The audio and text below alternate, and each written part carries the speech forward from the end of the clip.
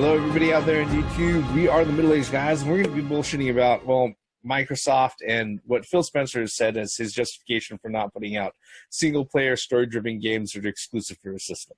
All right, buckle your seatbelts, folks. I am the Reverend. The Theme here. And Grey Mouse 1. In an interview with The Guardian, Microsoft head honcho, or Microsoft Xbox head honcho, Phil Spencer, sat down and he had an interview with him. And, you know, he was talking about the Scorpio, his plans as far as the games that he's going to be pushing for the Scorpio. And one of the things that he kept on repeating over and over was games as a service, okay? Where he explained that, you know, as far as Microsoft goes, he knows that people are concerned that they don't have exclusives and stuff like that. But right now, their focus really isn't going to be single-player, story-driven games. They want to concentrate on games as a service, how they want to go ahead and make the Xbox One and the games that are available to it through a service akin to what you would think about for movies and TV shows through Netflix, okay? In his words, when asked about, you know, why aren't you going out of your way to, you know, make something like Horizon Zero Dawn or Legend of Zelda Breath of the Wild, you know, why isn't there anything like that on the Xbox One? His response was the audience for those big story-driven games, I won't say it isn't large, but they're not as consistent. You'll have things like Zelda or Horizon Zero Dawn that'll come out and they'll do really well, but they don't have the same impact like they used to be because the big service-based games are capturing such a large amount of the audience. Sony's first-party studios do a lot of these games, and they're good at them. But aside from that, it's difficult. They're becoming more rare. It's a difficult business decision for those teams, and you're fighting into more of a headwind. All right?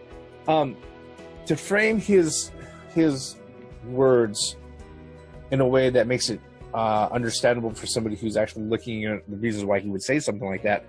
In his words, going out of your way and doing single-player, story-driven games, whether they're exclusive to a console or not, is a losing strategy. It's not a money-making strategy. You have a lot more money that's there for multiplayer games that are persistently supported, you know, way past the initial launch. And to that point, he's completely correct. All right. Grand Theft Auto 5 over the last few years, even though it was released over 4 years ago, made more money than it ever did at launch. Okay. Over the last few years. All right. And it did that, you know, over and over and over again. A lot of things with like, I don't know, a lot of the AAA titles that we've seen that have been released out this particular year. For Honor, for as much as, you know, people may have hated how things were set up within its community and the way that the game was balanced and everything else, it still sees a lot of money, even though it has a much smaller player base than what it had initially. Likewise for things like Ghost Recon Wildlands and other games that are put out there. So he's really, I don't know, he's drudging up some things that I know I don't completely agree with. I can see kind of where he's coming from, but there are still some things that I just can't come to terms with as far as the reasons that he's throwing out there, and I don't completely agree with his strategy, or at least what he says his strategy is for Microsoft Xbox One, and especially for the Project Scorpio coming out. But before I ramble on for much longer and monopolize the time, I'm going to open up the floor, guys. What do you guys think about what Phil Spencer said and how he laid out where the focus is going to be for the Xbox One and the games that they're going to be providing for it? Grey Mouse, you're the only Xbox One owner in this group here. What are your thoughts about this? Because this affects you as far as your experience or your upcoming experiences with Microsoft and the Xbox One. I mean, I kind of agree with what Reverend was saying earlier, that games, for the most part, like the big games, the Call of Duties, the GTAs, the other big type of multi-plat games, they don't get their money from, well, they get a small part of their money from the initial release, but they get the majority of their money by microtransactions and downloaded content for maps and stuff. I mean, I can see where all that money's coming from.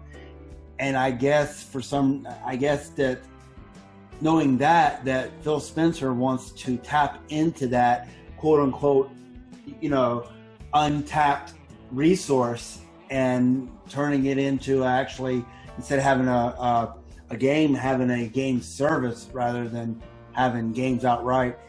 And the thing is, though, I think he's completely wrong with single-player, story-driven games are a thing in the past. I mean, he did mention some of the big hits, this year, Zelda and Zero Dawn. Also, you got Neo coming out, and you also got, I think, The Last Guardian came out recently. You got all these single-player, story-driven games that are, making money for the publishers. I don't know where he's getting this idea from, that turning gaming into a service is going to be as easy. Basically, what I'm saying is I don't think it's going to be as easy as he thinks it is. That I don't think people are going to go for it. I mean, I don't know. I'm just rambling on, and I think that, I feel like it's really messed up that Microsoft is screwing up this bad. I mean, ever since 2013 with the launch of Xbox One, Microsoft really hasn't found its footing this console generation at all. And just when you think that they start canceling titles that people would want to convert over to an Xbox One just for that particular title. Scalebound, I'm looking at you, and then you also titles that they promise as well, like Phantom Dust, are turning out to be not as extravagant as they initially was told that they were going to be. But I mean, I guess this is the direction that Microsoft is going, and there's no stopping them. Once they made up their mind, they're not going to change it unless, there's another pushback like there was in 2013 and nobody buy their system. So I really don't know what strategy that they're coming out with. And it kind of makes me wonder, since E3 is next month now, kind of makes me wonder that, everybody's like, Microsoft's going to have to hit it out of the park this E3.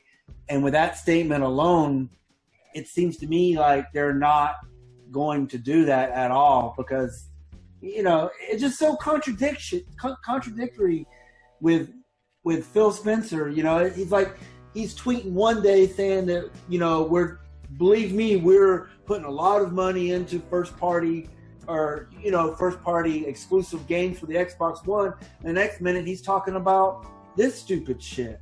So what you can't have both worlds. You need to decide on what you're doing. Because as far as consumers are, people are like scratching their heads like, what are you doing? Okay, look. You can have multiplayer games on your console that are still exclusive to your console and still add on to them shits later, just like those other games that were mentioned earlier, like the Call of Duty series, the Grand Theft Auto series. Crimson Sky says hello. Blood Awake says hello. Look, those could have been multiplayer games that could have still had downloadable content or microtransactions put onto them. But guess what? They would have been exclusive only to Xbox.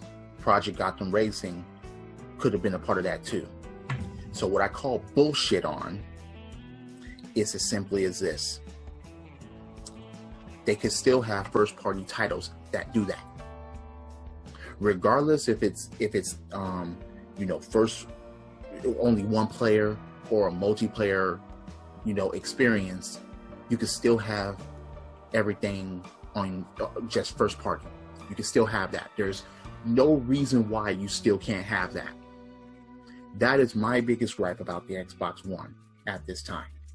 It's not just, okay, well, we don't want to bring out games like Breath of the Wild or Horizon, which both of those games are really successful, by the way, and those are candidates for Game of the Year, by the way, and one of them sold a fucking console, by the way. So to push that aside and not even look into that as a so-called gamer that he claims that he is, or a business person, I don't understand that. Well, but my point is this. He acknowledges that those games are great, but he's saying, in his opinion, he's saying that those type of games are too far in between to actually put all your eggs into one basket but and again, rely solely on that. But again, I'm going past that for a moment, because what other first-party titles could he have cut? Wait, Fusion Frenzy? You could have come out with another Fusion Frenzy that added more fucking party games down the road for downloadable content or extra content or anything like that. Crimson Skies could have done it. Project Gotham, look at what Mario Kart is doing, downloadable tracks. Project Gotham could have done that. Fucking extra maps, Crimson Skies could have done that. First party games, that's what they were. So again, there's no reason why you can't still have that. Let's push aside the single player to multiplayer experience. Yes, you should have single player. Yes, you should have multiplayer. But my point is, first freaking party. You can't even look into that and decide that and actually have that. Come on, man. That's ridiculous to me. I'd have to sit there and say that where my big thing is, it's not that that Phil Spencer is saying that single player story driven games are few and far between. No, in his words, he's like, if I sit there and I look back at that thing, the audience for those big story-driven games, I won't say it isn't as large, but they're not as consistent. He's not saying that they're few and far between. He's saying that they're not as important anymore. Seriously? Okay? Yeah, that's what he's saying. Okay. Because the thing about it is, I mean, I look past that because that's so ridiculous. Well, yeah, I mean, and this is the reason why. This is the reason why I say this is what he's saying. Because in the next very breath, he says they'll have things like Zelda or Horizon Zero Dawn that'll come out and they'll do really well, but they don't have the same impact that they used to, because the big service games are capturing such a large amount of the audience. So he's saying straight out, they're not as important as they were before. Wait. That's false. Zelda. Especially after Zelda's came out. All right, this is telling me that Zelda has not had any impact. Excuse me. This is the reason why I have a huge issue with what he said. All right, it's not that he's saying that they're few and far between. No, he's saying straight out that they don't have the same impact that they used to have. All right, and the truth of the matter is that I will wholeheartedly agree. Now, there's a certain thing that I have to sit there and I have to remind a lot of folks out there. When you're a first-party publisher, when you're somebody who's making one of these machines, whether or not you're Nintendo, Sony, or Microsoft, your biggest challenge from the ground floor is getting those machines into somebody's house, all right? If you do not get the machine into somebody's house, it doesn't matter if you have games as a service or if you do lots of really cool fucking exclusive things for those games. If they don't have the platform in their house, then they're not gonna fucking play it. They're not gonna be shelling money out toward your platform. Okay, they're not gonna be spending money toward your platform. And I think here's the thing. I think Phil Spencer is looking at this as a gamer, and I'm thinking that he's looking at as a businessman. But the thing that he forgets to go ahead and remember is that in order for him to get a larger portion of the market, he has to sit there and make his offering palatable and attractive to somebody who isn't a dedicated gamer. all right, or a lapsed gamer, somebody who went away from gaming for a little while. Okay, right or now, that somebody that doesn't have his product just yet. Yeah, exactly. On the fence. And right now, the only thing that tells me that I'm, if I'm being honest, if somebody sits there and says, all right, can you think of any good reason to go ahead and buy an Xbox One? And whether or not it's an Xbox One S or a Project Scorpio. Right now, my thing would be, well, you have a 4K Blu-ray player that just happens to play games. All right? And that would be the only thing that I could say. All right? Because generally speaking, if I'm thinking about the game experiences that are being offered by Microsoft right now for the Xbox One, I can get the majority of their quote unquote exclusives on my PC. It's funny you said that just so happens to play games. Well, it's true. Because if their whole thing is going to be, all right, we're gonna create a machine in the Project Scorpio that plays multi-platform games, that's going to shit out the best version of every multi-platform game released on console. All right, I'm going to remind everybody again that guess what? If it's multi-console, all right, or it's multi-platform, there's a good chance it's coming to PC also, which I already have. And guess what? I can spend half as much or a quarter of as much as what I think the Xbox Scorpio is going to go ahead and cost, and then I'll be right up to date playing all those games in 4K if I want. Okay? That's...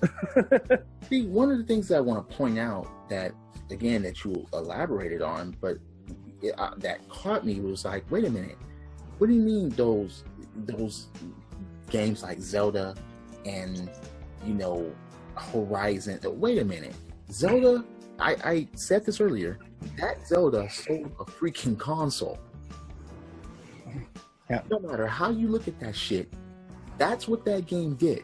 So to say that those gamers that look, if Zelda if Breath of the Wild didn't do well and people didn't buy a Switch for it, I would understand where he was coming from.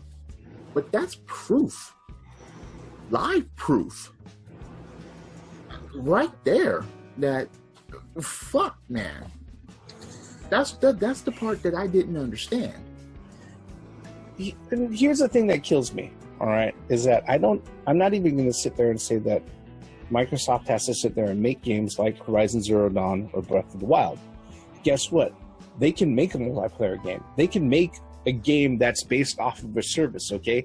Just make it a unique fucking game that I can't get anyplace else. That's why I was harping on the first party thing earlier, whether it would be single or multiplayer, because I'm like, wait a second, you're not going to concentrate on the single player, you're not concentrating on the multiplayer ones either that are fucking exclusive to you. And that's what the point that I was saying earlier. I'm like, wait a second, you're saying that you won't do this. Wait, you're not doing what you're saying. You're not even doing that. Otherwise, you would have done it. First party, multiplayer experience. You haven't even done that, Microsoft. You mentioned Grand Theft Auto. Okay, that's fucking multi-console. Again, Call of Duty, same shit. So, wait, what is exclusive to you that's going to be doing this multiplayer experience? And not the single player experience that you basically was like, no, this is not gonna, the players are not, what? No. So what's your excuse? My question is for Phil Spencer, what is your excuse to not having the multiplayer experience first party for your console?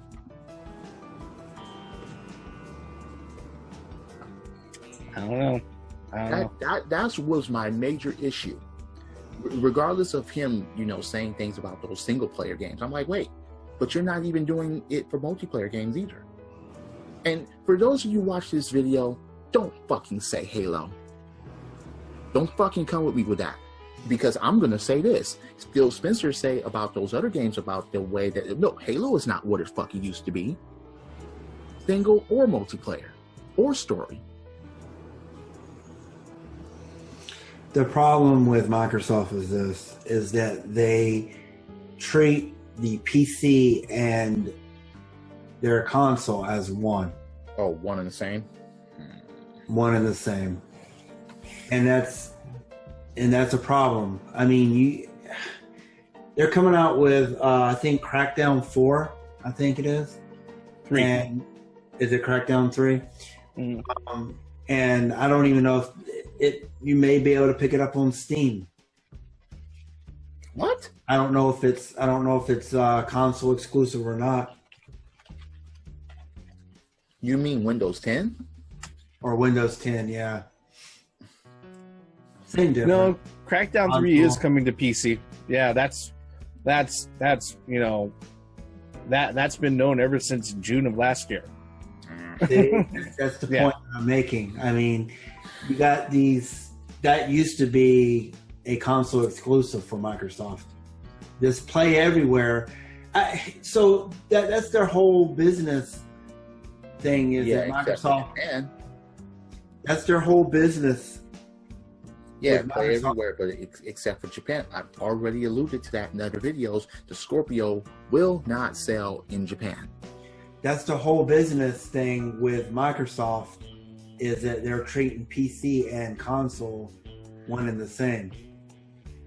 And it's hurting them. No, they're not treating first party as Nintendo and Sony is treating them at this moment. That's what's basically killing them as far as consumers like me that refuse to get one. I think my troubling thing about this is that there's if the whole defense that it's just a conspiracy that people are saying that Microsoft doesn't have exclusives, that's a bullshit fanboy defense. All right, that because the thing is that anybody can just sit there and just look down the list and count on their fingers and see how that fucking matches up to see whether or not that's, you know, Microsoft doesn't have as many exclusives as other fucking systems that are out there. Even the Switch, as far as what's confirmed for this fucking year. Think about that, folks. And that system has only been out for what, 2 months? All right. I think the other thing that I found really, really kind of disturbing, all right, and this is one thing that I don't think anybody else has brought up in any of their conversations online about this, or that I've seen in any other YouTube thing. He sat there and he really, really emphasized games as a service, games as a service. Believe me, folks, all right, where the first-party publishers want to go is that they want to turn all of your consoles into set-top boxes where you don't own anything at all, and all you are going to be tethered to it, spending a monthly subscription fee, all right, and you're going to be hoping to God that your internet never fucking goes out to be able to play your games. No, all right. And the thing about it is with Microsoft, I will never wait. So you want me to be tethered to this thing, but you don't have anything to tether me to it on? No. At least Nintendo has weapons in order to tether me to that shit. They can have arguments. Sony is a close second in order to have that argument. Microsoft has none at this point. Well, it's going to be, I think E3 this year is probably the most important E3 that Microsoft is going to have in recent times. No. Being that they're trying to launch a console late in the year, Christmas time-ish, and you know it's only going to win over a couple of, you know, like we said several times on other videos. Microsoft already has certain people already, a core base, which I am one of them, right? But for me to move over to a Scorpio, to me it's just not. I don't see any benefit in doing that. You know what I mean? There's nothing there that would encourage me to move over. Well, you're not going to. Microsoft needs to improve on their business setup is to convince not the core people that's already gotten the system under their TV. They need to talk to you two guys, people like the Theme and the Reverend. Give them a reason to own your console. No, they need to wait. They need to talk to people that don't have that console yet. Well, that's what, like you and the Reverend. Why don't you have this? What would we need to do in order for you to get this? But they're not doing that. Whoever's answering that has to be reasonable. They're not doing that, and they will continue not to do that. To me, I think ever since 2013, Microsoft has really lost touch with gamers. Well, I thought that Phil Spencer was supposed to be the savior for that. And the thing is, what really ticks people off, or me off for that much, is that after all that shit, moving up until the launch of Microsoft system, Xbox One 2013, I think we mentioned in a couple of videos prior, before, is that they didn't fix it. They didn't fix the problems that gamers had. What they did was they swept that shit up underneath the rug, and then a couple years later, oh, hey, here's a new idea. No, that was an idea you had back in 2012. It's not going to work. People are smarter than that. People, all they got to do is look on the internet. We're not back in the 80s where, word of things are by mouth. You could look, you have one of these, and you could look up any information almost instantly. So, and Microsoft is trying that same shit again. I mean, games with services. How else are they going to do that without turning DRM on again? I'm just saying. It gets me. I'm getting furious about this shit. Now, the more I'm thinking about this shit, the more I'm thinking, you said you want a service. So it's starting to make sense. There's coming a clearer picture now. They're trying this shit again, just in a different form. The funniest thing is that I said that Microsoft would be the first to try that shit again. And how else can you explain this shit? It's just it's DRM in a different form. Just like you mentioned a few minutes ago, Reverend. To hope to God you're trying to make it a set-top box, hoping to God that your internet don't go out, that you still play games. Box for a console. Yep. But like I said, to be completely honest, Microsoft is not the only one thinking about this. Okay, because the thing is that the concept is not new. It's not original at all. It's the same type of deal with like DirecTV boxes, fucking Apple TV, and all that other shit that's out there. And the scary part about it is that sort of shit is gaining traction and it has adopters. All right, there are consumers that have jumped into that. Okay, this is not something that I want to do, and it's not a fucking conspiracy. It's a fact. This is where publishers want to go. And when Phil Spencer is sitting there openly going ahead and he's specifically saying games as a service, games as a service, games as a service. This is what we're concentrating on, games as a service. This is what third-party multiplayer publishers are concentrating on, games as a service, where things are fiscally viable, over a very long term. That's what they're going to. So that's what Scorpio is going to be. It's going to be a streaming service. No, the box is going to facilitate a lot of that. Okay, all right. Here's a Scorpio going to be a box that's basically going to be a streaming service. It's definitely going to be, if they sit there and they push the type of marketing model that they want. That's what's going to happen. Okay, and again.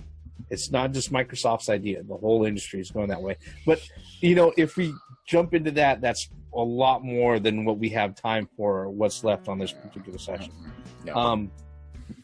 What we really want to know, folks, is what are your thoughts on Phil Spencer's interview with The Guardian and what he said about, the impact of single-player story-driven games, or the fact that in either case, whether or not it's single-player or multiplayer, like we brought up, he still hasn't said anything about exclusives for the Xbox One. Now, are we off our rockers thinking that that's important, or are we spot on? We'd like to know. All right. So, go ahead and leave that in the comments below. While you're at it, mash on that like button, hit subscribe. That always helps us out a lot. But yeah, this is the sort of thing that, the more I think about it, just like Great Mouse One said, he's getting angry. I'm not getting angry. My head is just starting to hurt. Literally thinking about this. Okay. But, you know, that's something that we can go on in a different video. All right. For this particular video, we're going to go ahead and we're going to wrap up all of our thoughts on what Phil Spencer said in his particular interview about single-player story-driven games and now that games as a service bullshit. Right now, I am the Reverend. The theme here. Gray Mouse 1. Once again, for the benefits of common sense logic in gaming. Single-player experiences, single-player games, multiplayer games, doesn't really matter. Just be good and be exclusive to your console, Microsoft. Come on, please. I'm begging you. Give me a reason to buy your fucking console other than having the same shit that's on a PC or anywhere else. Please. 100% exclusive. That's all that we ask. And get some single-player action going. Because as you can see, Zelda sold a console. Just saying. Credits. Oh, and that bullshit re-release from a 2003 game called Phantom Dust. Fuck you, okay? That's all I got to say about that. Fuck you.